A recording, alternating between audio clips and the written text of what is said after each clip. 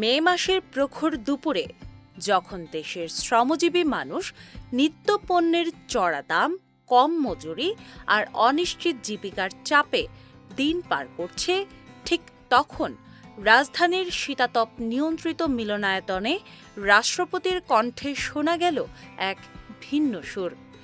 চীনমৈত্রী সম্মেলন কেন্দ্রে আয়োজিত মে দিবসের অনুষ্ঠানে রাষ্ট্রপতি মোহাম্মদ শাহাবুদ্দিন এমন এক রাজনৈতিক ঐতিহাসিক বক্তব্য দিলেন, যা দেশের প্রচলিত ক্ষমতাকেন্দ্রিক ইতিহাস চর্চায় নতুন বিতর্কের জন্ম দিয়েছে।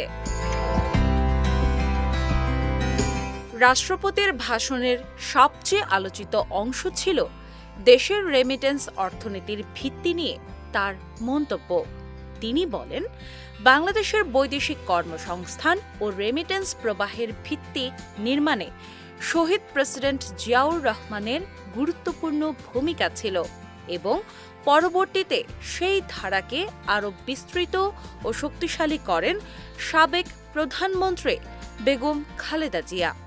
রাষ্ট্রপতির এই মন্তব্য রাজনৈতিক মহলে তাৎক্ষণিকভাবে আলোচনার জন্ম দেয়, কারণ দীর্ঘদিন ধরে রাষ্ট্রীয় বয়ানে যে ইতিহাস প্রায় অনুচ্চারিত ছিল, সেই অধ্যায়ই এবার বঙ্গভবনের আনুষ্ঠানিক ভাষণে উঠে এলো নতুন গুরুত্ব নিয়ে।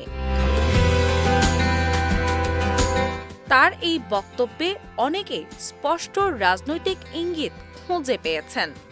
রাষ্ট্রপতির বক্তব্যে উঠে আসে ১৯৭৬ সালে প্রবাসী কর্মসংস্থানের লক্ষ্যে মিনিস্ট্রি অব ম্যানপাওয়ার প্রতিষ্ঠার প্রসঙ্গ, বিদেশমুখী শ্রমবাজার তৈরির উদ্যোগ এবং ২০০৬ সালের শ্রম আইন প্রণয়নের বিষয়ও।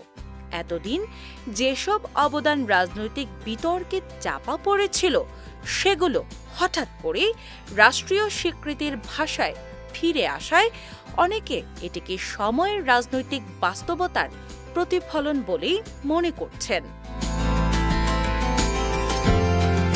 তবে রাষ্ট্রপতির এই বক্তব্য যতটা ইতিহাস কেন্দ্রিক, ততটাই বাস্তবতার সঙ্গে তার দূরত্ব নিয়েও প্রশ্ন উঠেছে। তিনি যখন প্রবাসী শ্রমিকদের পাঠানো রেমিটেন্সকে দেশের অর্থনীতির প্রাণ শক্তি বলে উল্লেখ করছিলেন, তখন অনেকেই প্রশ্ন তুলেছেন, যারা এই রেমিটেন্স পাঠান সেই শ্রমিকদের জীবনের বাস্তবতা কতটা রাষ্ট্রের নজরে আছে?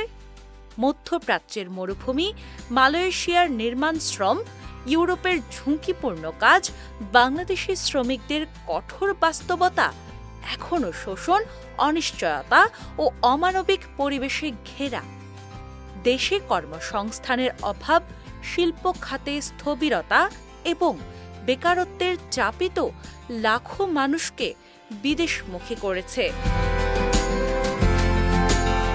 রাষ্ট্রপতি তার বক্তব্যে বর্তমান সরকারকে শ্রমবান্ধব বলেও উল্লেখ করেন। তিনি দাবি করেন, সরকার শ্রমিকদের শারীরিক ও মানসিক স্বাস্থ্য সুরক্ষায় কাজ করছে, কর্মপরিবেশ উন্নয়নে পদক্ষেপ নিচ্ছে এবং বন্ধ শিল্প প্রতিষ্ঠান চালুর উদ্যোগ নিয়েছে। কিন্তু এই বক্তব্যের সঙ্গে মাঠের বাস্তবতার ফারাকও কম নয়। নিত্যপণ্যের দামে শ্রমিকের সংসার টালমাটাল, মজুরি বাড়েনি, অনুপাতে শ্রমঘণ্টা বেড়েছে, আর কর্মপরিবেশের নিরাপত্তা এখনও বড় প্রশ্ন।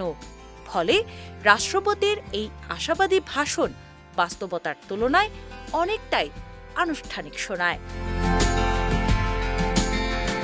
ভাষণের শেষ দিকে জুলাই অভ্যুত্থানে নিহত শ্রমিকদের স্মরণ করে রাষ্ট্রপতি তাদের আত্মত্যাগের প্রতি শ্রদ্ধা জানান। কিন্তু সেই শ্রদ্ধা উচ্চারণের মধ্যেও থেকে যায় এক অস্বস্তিকর বৈপরীত্য, যে শ্রমিকের ঘামে অর্থনীতি সচল, তার জীবনের নিরাপত্তা, ন্যায্য মজুরি ও সম্মান এখনও অনিশ্চিত। সব মিলিয়ে মে দিবসের এই ভাষণে রাষ্ট্রপতি শুধু শ্রমিকের কথা বলেননি, তিনি দেশের প্রচলিত রাজনৈতিক ইতিহাসের এক নতুন পাঠও হাজির করেছেন। সেই পাঠে যেমন অতীতের উপেক্ষিত অধ্যায় উঠে এসেছে, তেমনি বর্তমানের অস্বস্তিকর বাস্তবতাও নতুন করে সামনে এসেছে। শ্রমিকের জীবনে তাৎক্ষণিক স্বস্তি না এলেও রাষ্ট্রপতির এই বক্তব্য অন্তত দেশের রাজনৈতিক বয়ানে নতুন বিতর্ক, নতুন প্রশ্ন এবং নতুন এক ইতিহাস পাঠের দরজা খুলে দিয়েছে। দিনা ইসলাম, বাংলা বাজার পত্রিকা।